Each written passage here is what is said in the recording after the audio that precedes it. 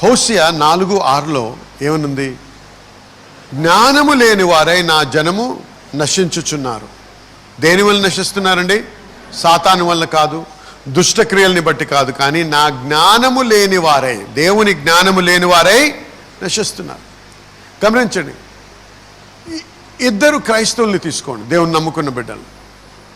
ఒకే రకమైనటువంటి సమస్యకి వారు ఇరువురు రకరకాలుగా దాన్ని రియాక్ట్ అవుతారు, దానికి రెస్పాండ్ చేస్తారు. ఎందుకు? వారికి ఉన్నటువంటి బలమును బట్టి. దేంట్లో బలము? వాక్య బలమును బట్టి.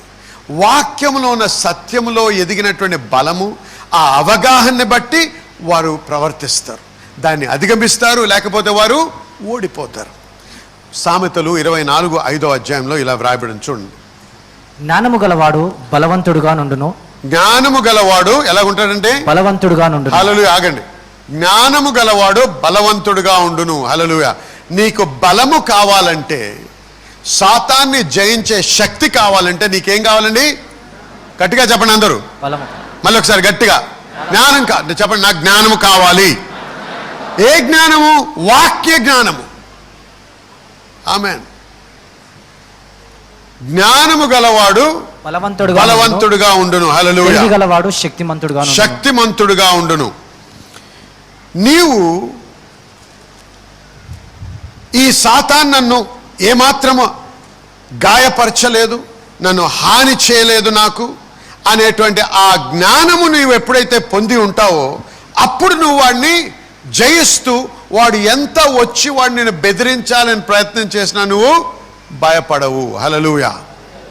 ఆమేన్. ఈ వాక్య జ్ఞానము అనేది చాలా అవసరం.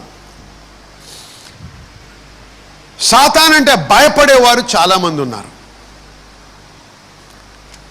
ఆ భయము దేని గురించి ఉందో తెలుసా? జ్ఞానము లేదు కాబట్టే.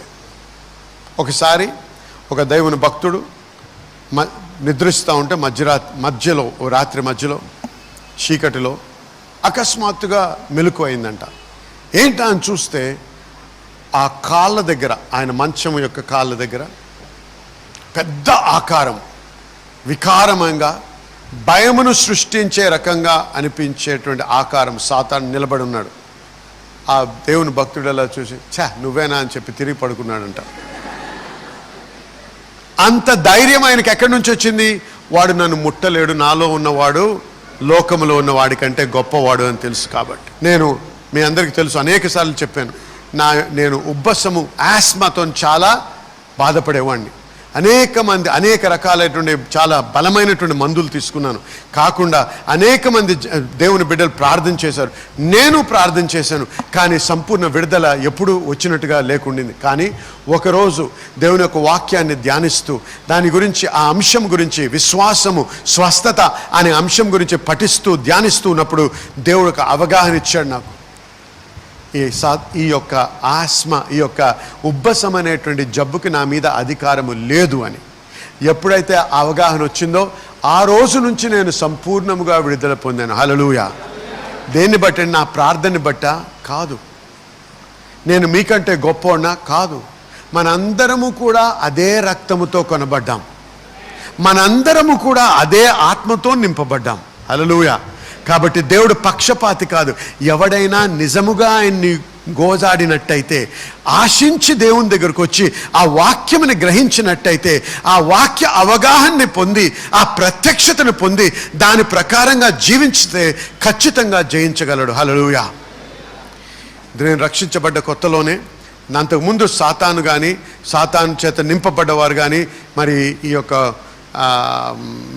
డీమన్ పొసెషన్ అంటారు, ఊగిపోతూ ఉంటారు చూసారా, అటువంటి వారిని ఎప్పుడన్నా ఆ మేనిఫెస్టేషన్ చూస్తే భయపడేవాడిని. కానీ ఇప్పుడు ఏం భయం లేదు. ఎందుకో తెలుసా? అవగాహన.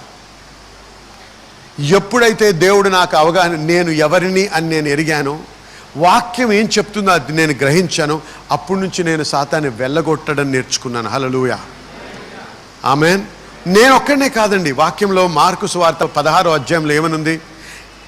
నన్ను నమ్మిన వాడు ఈ సూచక్రియలను, నా నామం యందు ఈ సూచక్రియలు జరిగిస్తారు. వాటిలో ఒక సూచక్రియ ఏంటండి?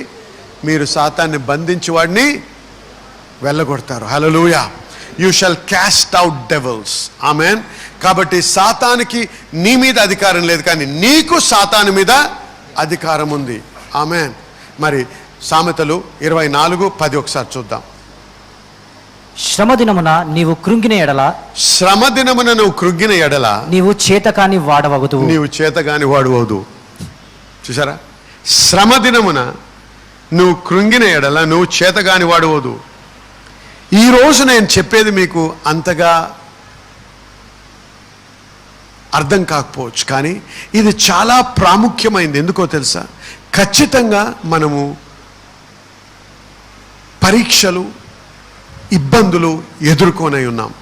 అది ఎదుర్కోక ముందే మనల్ని మనము సిద్ధపరచుకోవాలి. ఎవడైనా సరే చూడండి, సైన్యములో ఎవడైనా సరే, ఒక దేశం యొక్క సైన్యము, దేశము యుద్ధానికి వెళ్ళినప్పుడు ఇంకో దేశం మీద సైనికుల్ని ఆ యుద్ధ రంగంలో ట్రైన్ చేయరు కదండి. యుద్ధము లేనప్పుడు ట్రైనింగ్ అవుద్ది. అవునా కాదా చెప్పండి? అవునా? కానీ చాలామంది క్రైస్తవులు ఏం చేస్తారు? యుద్ధం మొదలైన తర్వాత ట్రైనింగ్ మొదలు పెడతారు. అందుకే యుద్ధం అయిపోయే లోపల ఓడిపోతారు. యేసయ్య అన్నాడు, శోధనలో పడకుండా ఉండడానికి ప్రార్థన చేయండి అన్నాడు. ఆమెన్. శోధన వచ్చిన తర్వాత కాదు. ఎప్పుడైతే మీ యొక్క జీవితం సునాయాసంగా ఎటువంటి ఇబ్బందులు లేకుండా ముందుకు సాగుతున్నారో, ఈ సమయంలో మిమ్మల్ని మీరు భద్రపరచుకొని వాక్యములో కట్టుకోండి, వాక్య జ్ఞానములో ఎదగండి. ఎందుకంటే ఎప్పుడైతే వాడు దాడి చేస్తాడో ఆ దాడిని మీరు ఎదిరించి వాడిని జయించగలరు.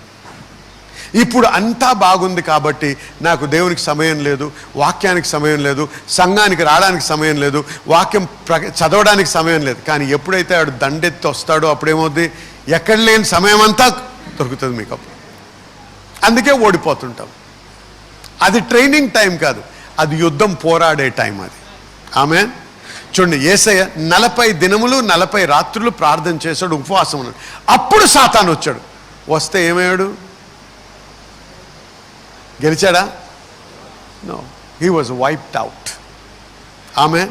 ఎందుకు? బలముతో, వాక్యముతో నింపబడ్డాడు, ఆత్మచేత నింపబడి ఉన్నాడు యేసయ్య.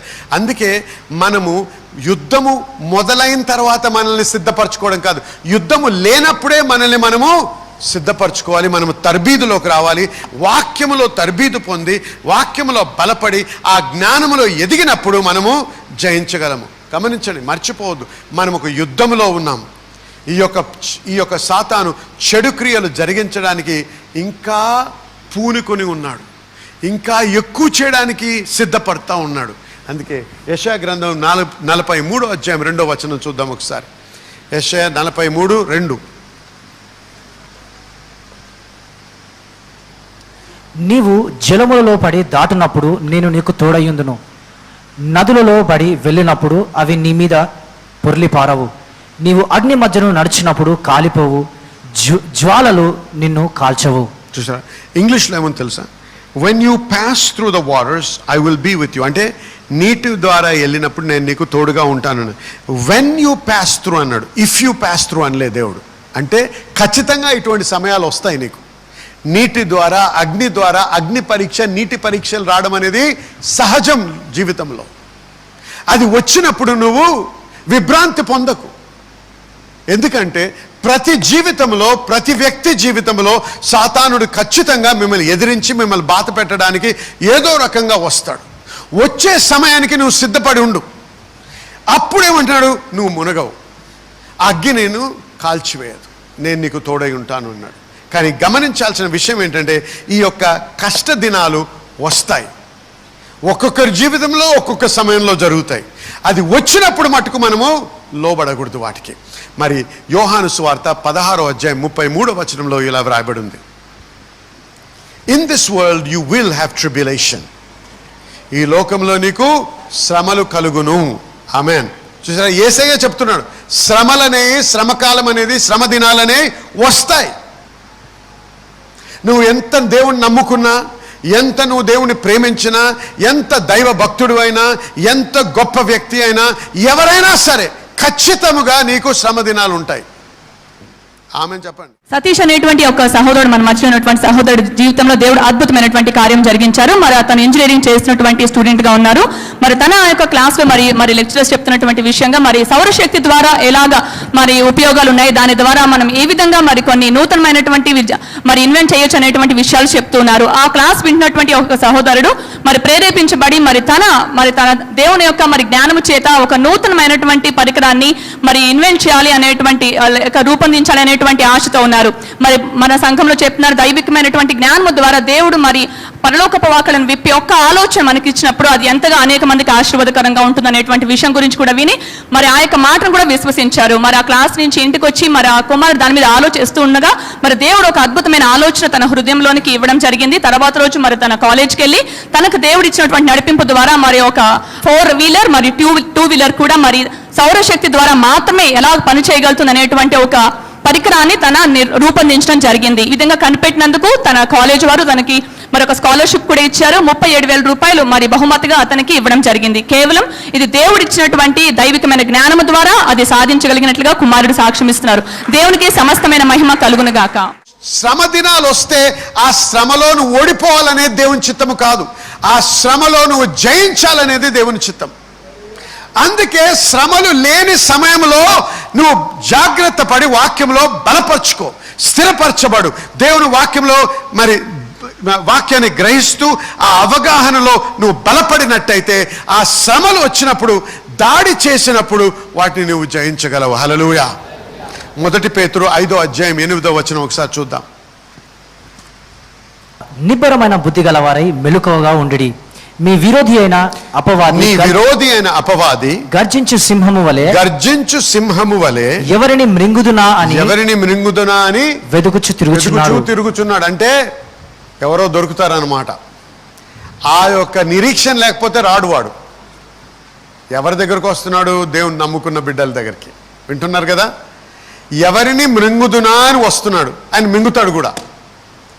కానీ ఎలా వస్తున్నాడు? గర్జించు సింహము వలె వస్తున్నాడు.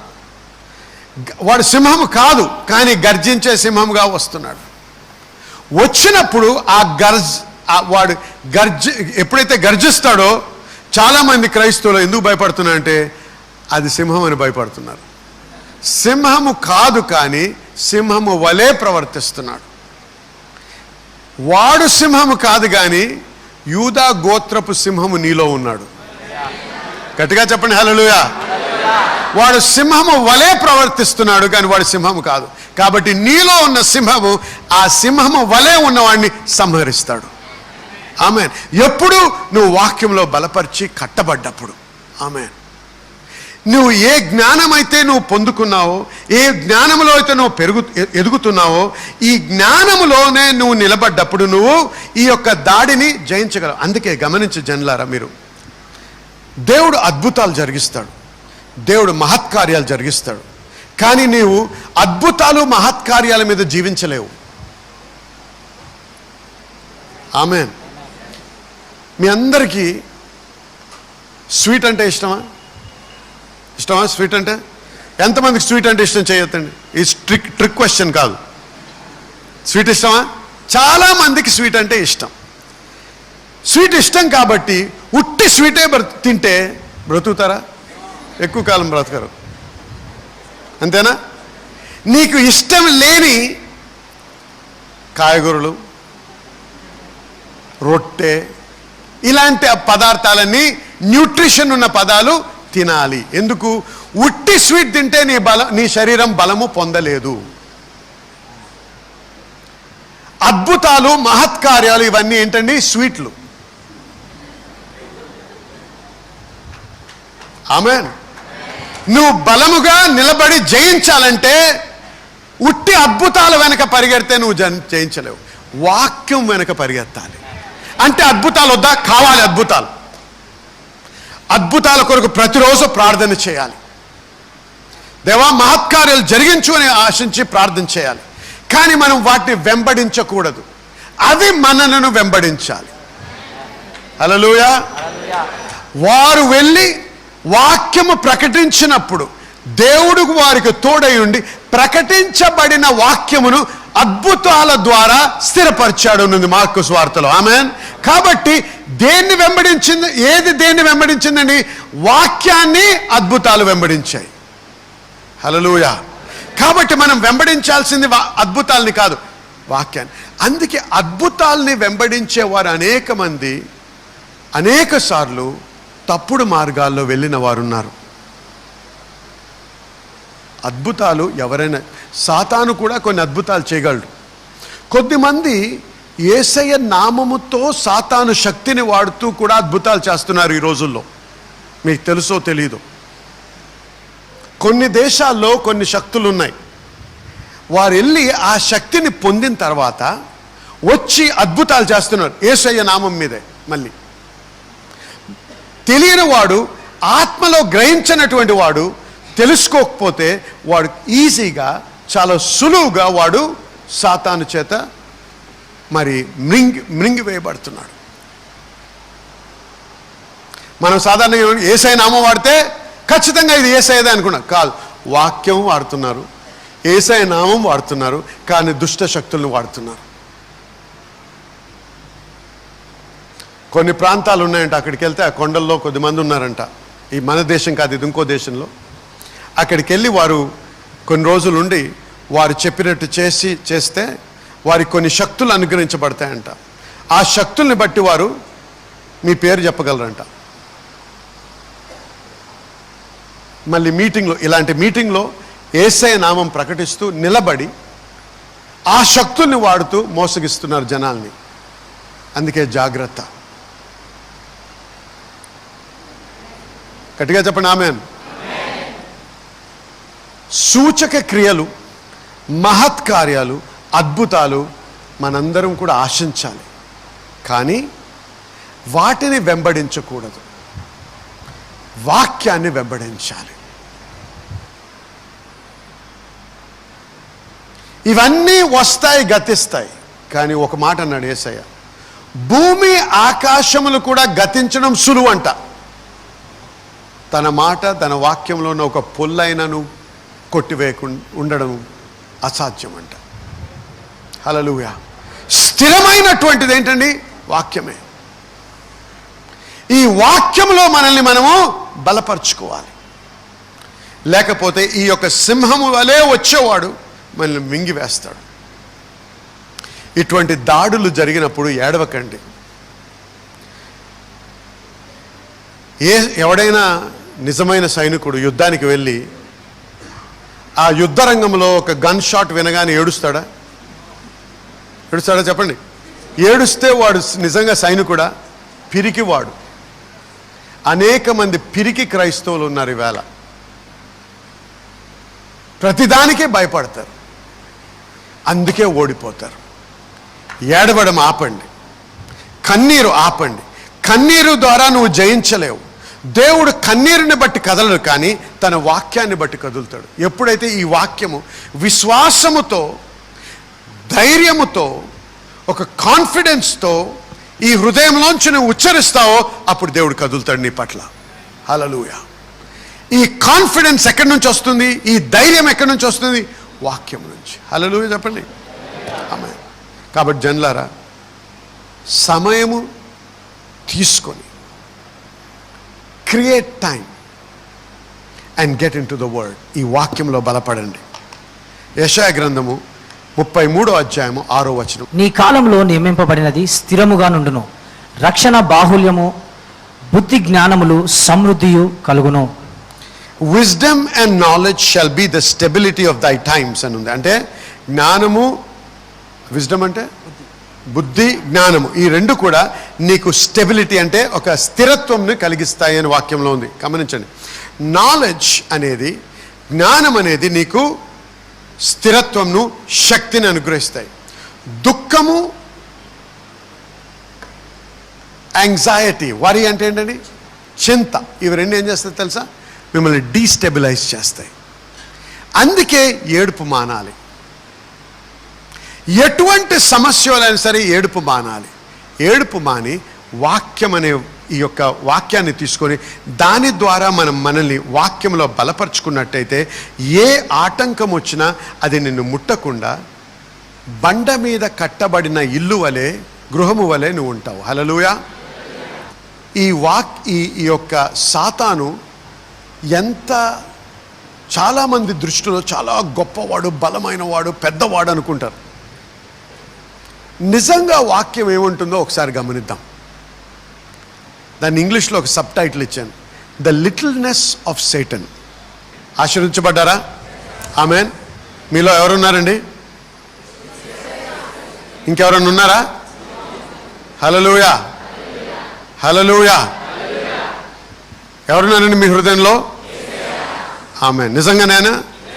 మీ ఫియాన్సే కాదు, యేసయ్య కదా ఫస్ట్. ఆమెన్. యేసయ్య నా హృదయం.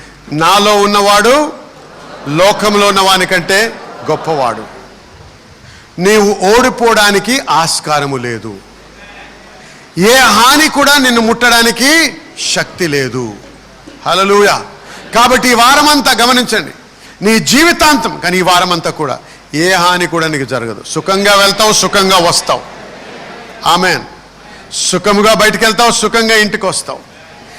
నీకు హాని కలగదు, నీ భార్యకు, నీ భర్తకు, నీ పిల్లలకు, నీకు దేవుడు అనుగ్రహించిన దేనికి కూడా హాని జరగడానికి అవకాశము లేదు. హల్లెలూయా. ఏదైనా అనుమానం ఉన్నట్టయితే వెంటనే యేసయ్య రక్తం తీసుకొని, ఏ రకంగా అయితే ఆ రోజుల్లో ఇశ్రాయేలు జనాంగం వారి ఇంటి గృహానికి, ఆ ద్వారానికి రక్తము ప్రోక్షించారో, అదే విధంగా మన నోటి ద్వారా యేసయ్య రక్తాన్ని తీసుకొని, ప్రభువా నీ రక్తము నేను ఉచ్చరిస్తూ విశ్వాసంతో పలుకుతున్నాను నాయన, మమ్మల్ని మీ రక్తంలో కప్పండి ప్రభువా. నన్ను, నా భార్యను, నా బిడ్డలను, నా గృహమును, నా బండిని, నా కార్ని, నా స్కూటర్ని, ఏదైతే ప్రభువా ఏ హాని కానీ, ఏ విపత్తు కానీ, ఏ అపాయము కూడా రావడానికి, నా దరికి కూడా రావడానికి ఆస్కారం లేదని మీ నోటితో ఉచ్చరించండి. ప్రత్యక్షతతో ఖచ్చితంగా మీరు భద్రపరచబడతారు. హల్లెలూయా.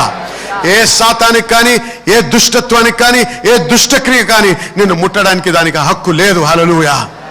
హక్కు లేదు. అది గమనించండి. మిమ్మల్ని బాధ పెట్టడానికి, మిమ్మల్ని దుఃఖించడానికి సాతానికి హక్కు లేదు. ఆమేన్.